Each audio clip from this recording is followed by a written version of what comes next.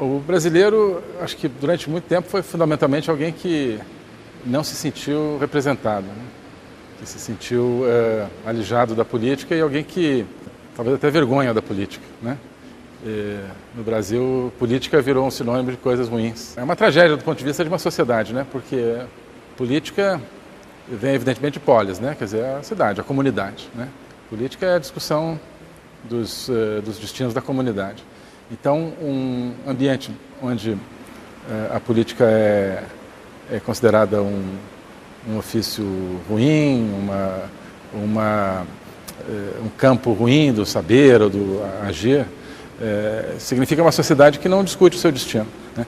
Então, eu acho que o ser político brasileiro era um ser um pouco alijado de si mesmo por causa dessa desidentificação com a política, portanto, desidentificação com o próprio Estado, mas, sobretudo, essa ausência da discussão do seu destino. E hoje o que nós vemos, acho que uma das muitas coisas positivas de todo o fenômeno que está acontecendo no Brasil, com a vitória do presidente Bolsonaro, é que as pessoas se reconectam com a política e com a discussão dos destinos da polis, né? E isso muito claramente em caso de política externa, que é a nossa área de atuação aqui, né? Eu acho que talvez fosse uma área onde esse afastamento do brasileiro em relação à política mais se manifestava. Durante muito tempo se pensava e se observava que o brasileiro não se interessava por política externa, era algo que não motivava as pessoas, e hoje motiva, hoje voltou a motivar.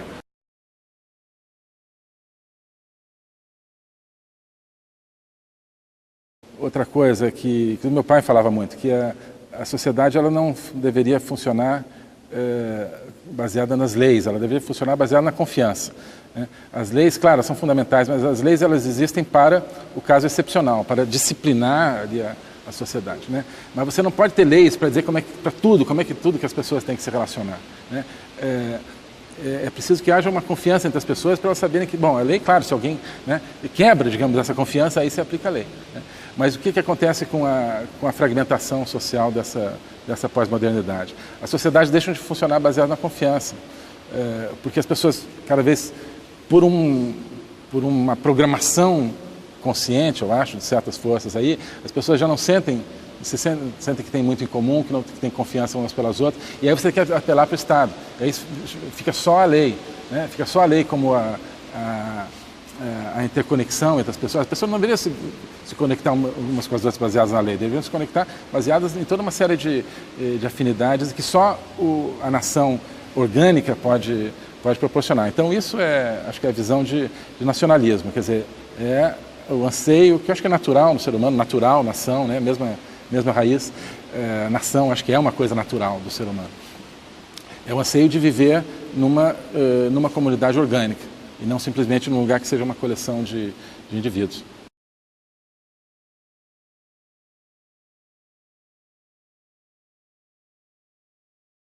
O mais grave, digamos, do globalismo é na mente e no pensamento, né? Eu acho que o globalismo ele é perigoso porque ele é, sobretudo, um sistema de pensamento ou de antipensamento. O processo pelo qual a ideologia marxista, a partir do começo dos anos 90, sobretudo a partir mais ou menos do ano 2000, ela penetra na globalização econômica e faz dela o veículo da sua propagação. E então, justamente através da globalização, começa a entrar com a sua agenda em temas como ideologia de gênero, em temas como o ambientalismo distorcido e outros. E começa, sobretudo, a controlar o discurso, a dizer o que você pode dizer e o que você não pode dizer. E cada vez o que você pode dizer é menos. Eu vejo mais o globalismo assim, aquela ideia de que o marxismo descobriu que ele não precisa controlar os meios de produção econômica quando ele pode controlar os meios de produção de ideias. E é através desse controle das ideias que essa corrente começa a capturar instituições e começa, a partir dessas instituições, tentar se agir para diminuir justamente as identidades nacionais e as identidades pessoais também, né? Porque, no fundo, é isso. Parte do problema só é a diluição das identidades nacionais. O fundamental é a diluição da própria identidade do indivíduo, do ser humano, né? E o achatamento do ser humano.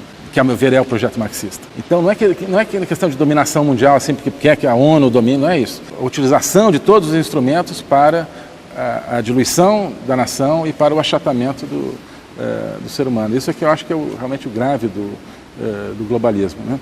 É claro que a palavra globalismo remete a essa questão dos organismos multilaterais, mas eu acho que isso é um instrumento, a ordem globalista. Por isso que, onde é que está o globalismo? Claro, ele não está em um lugar, porque ele é um sistema.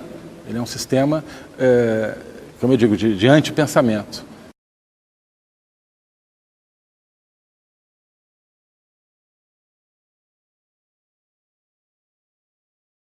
Como o Brasil conta no mundo. É impressionante. Coisa que a gente, abstratamente podia imaginar, mas que muita gente já não acreditava, né? Em todos os contatos que eu tenho feito, eu tenho visto como há uma expectativa enorme pelo que o Brasil vai dizer a partir de agora, pelo que o Brasil vai fazer. Uma expectativa enorme que nós coloquemos o nosso peso a favor, por exemplo, da democracia na Venezuela, por exemplo, a favor, em todas as áreas, por exemplo, a favor de uma nova, de uma revisão da OMC, por exemplo, de uma reforma da maneira de atuar da OMC, para dar exemplo de áreas completamente diferentes, mas sempre, né, na hora do Brasil, o que o Brasil vai fazer? Nós vivemos um período onde nós não nos dávamos conta do nosso peso, né? Onde achávamos que o Brasil não tinha capacidade de influenciar, então era só, no máximo, copiar um pouco, né, fazer certas variações aí nas posições globais e, no máximo, isso, né? Então, o mundo vê o Brasil com uma importância gigantesca.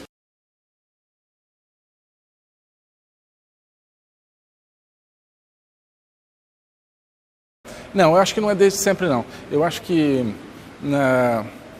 naquele início do século XIX, né, e tudo que leva até a independência, e no começo da vida independente do Brasil, havia, claro, dentro de uma certa elite, né, letrada, mas havia uma discussão, né? A gente olhando os documentos dessa época é uma coisa extraordinária, a profundidade do debate dentro de uma sociedade que aparentemente era tão precária do ponto de vista social, né? Vivemos só no presente, né? E isso também é um enorme empobrecimento do ser humano, e do ser brasileiro, no caso. E eu acho que tanto Itamaraty quanto outras instituições, mas nós temos muito claramente o dever de contribuir para voltar a abrir esse poço da memória, né? E ver o que tem ali e trazer água do fundo desse poço. Nossa atividade não faz sentido sem essa dimensão histórica. Nós fazemos parte de uma aventura, né? Então hoje é um pouco como se você, né, tivesse um romance que você começa na página 460. Uma terceira coisa é não ter medo, né? Eu acho que existe muito medo. As pessoas hoje estão nascendo com medo. Isso é plantado, acho que muito pela mídia, né? Pela grande mídia. Qualquer coisa que você vai dizer, vão te chamar de alguma coisa, né? Qualquer coisa que você disser está fora do mainstream, vão começar a dizer que você é maluco, que você, né? Então, claro, isso vai implantando medo na cabeça das pessoas, né? E aqui o medo paralisa, o medo limita, né? Então eu faço muito esse esforço para que as pessoas não tenham medo de falar e de pensar, basicamente isso. Olha, certamente, por exemplo, um país que tem uma história riquíssima e que a gente conhece pouco são os Estados Unidos, né? Eu tive a possibilidade de morar lá e sempre me interessei muito por história americana, mas depois de viver isso, quer dizer, muitas das referências que a gente precisa, que enriquecem a nossa percepção de hoje, você pode enriquecer muito com o conhecimento da história americana, que tem momentos tão únicos, né? Como a Guerra Civil Americana, por exemplo, como todo o processo dos anos 30 e 40, o New Deal, depois o pós-guerra, enfim, as correntes intelectuais e políticas americanas, porque os Estados Unidos é isso, né? Eu acho que assim como nós temos o potencial de ser, é um país onde a história está viva, né? Acho que diferente da percepção que se tem na Europa. Acho que a Europa, a história está renascendo, mas acho que assim, no período também desses últimos 30 anos, nos países europeus, grandes centros de civilização, meio que a história morreu. né? E as pessoas deixaram de pensar política também, um pouco como no Brasil, deixaram de se conectar com o seu passado. Nos Estados Unidos isso nunca aconteceu.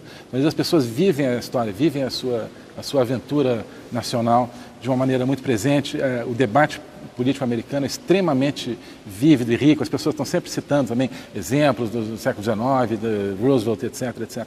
Conhecendo, explorando a história pelo ensinamento, pelo exemplo, pela inspiração, como eu dizia.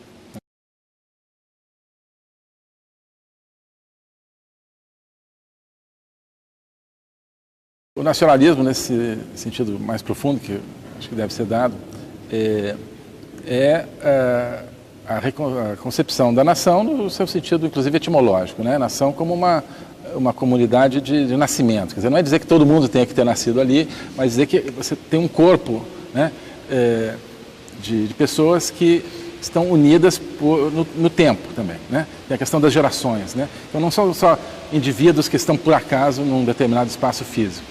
São pessoas que estão ali, que convivem, cujos ancestrais conviveram ali. Claro que você tem imigração e tudo, mas você tem que ter um certo núcleo que faça sentido para que você possa falar de nação.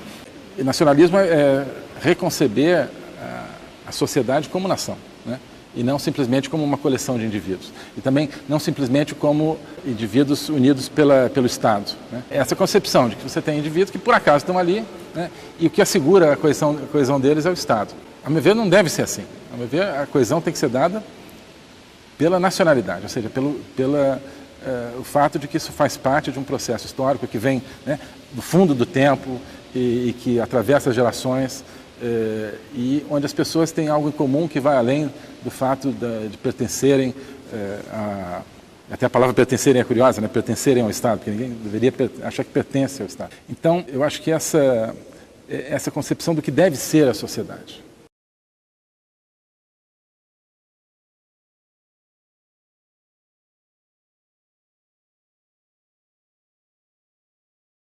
Acho que isso tem a ver com algo que eu procuro estudar muito e que tem muito a ver, a meu ver, com esse debate que a gente está tendo aqui, que é a questão nominalismo versus realismo, né?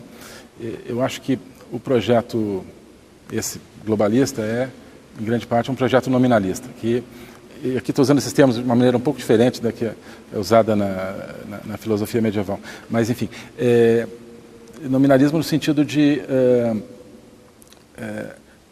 pegar as palavras e isolá-las justamente da realidade, né? E transformá-las em instrumentos de dominação. No fundo é isso, né? Então, pegar um conceito que eu, né, questiono muito, por exemplo, tolerância, né? Que em si mesmo, quando você pega a tolerância, né, o que é tolerância? Tolerância é você, né, diante de uma determinada realidade negativa, você faz uma avaliação de valor e fala, não, eu posso tolerar essa realidade em nome de um bem maior, digamos, né? Então, isso que é tolerar, né? Tolerar, bom, durante um certo tempo você convive com uma determinada coisa negativa porque tem um contexto onde isso é necessário para um resultado positivo, digamos, um pouco isso, né? Isso é o realismo, ao meu ver. É você ter o diálogo entre a palavra e a realidade. Nominalismo é o quê? Pegar a palavra tolerância e transformar em algo absoluto, né? Então, quando você tem né, uma realidade de crime, por exemplo, não, você tem que mostrar tolerância com o criminoso, né? Ou você tem uma realidade onde determinado qualquer conflito, se essa ideologia aí quer defender um dos lados, não, você tem que ter tolerância, você tem que, né, e deixou de ser, né, e isso para dar um exemplo de palavras que deixam de dialogar com a realidade, né? Então, parte do nosso esforço é isso, de trazer de volta porque o pensamento humano é isso, precisa da linguagem, mas precisa da realidade, né? E essa coisa do achatamento do ser humano tem a ver com o nominalismo, que é você, né, isolar as palavras passam a ser coisas que estão no ar e que se chocam, assim, e que vivem num éter onde nada faz sentido, né? Então, acho que é por isso que o conceito de realidade precisa voltar ao conceito de verdade, porque verdade também é isso, né? No fundo é o diálogo entre a linguagem e a não linguagem, digamos. Então, eu acho que é absolutamente essencial tentar ter essa visão realista nesse sentido, né? Nesse sentido de realismo, que não é também o absolutismo da realidade concreta. Você precisa ter a linguagem, o pensamento humano questionando isso, né? Questionando isso. Mas hoje você realmente tem, né, toda uma série de correntes aí que vivem no mundo puramente de palavras, né? Querem simplesmente de jogos de palavras, né? Por isso que eu não gosto de Wittgenstein, por exemplo, que eu já falei num artigo meu, né? Wittgenstein é muito isso, do jogo de tudo, para ele tudo é jogo de palavras. Estou exagerando, né? Um pensamento muito rico, mas né, ele vê a realidade como um jogo de palavras, né?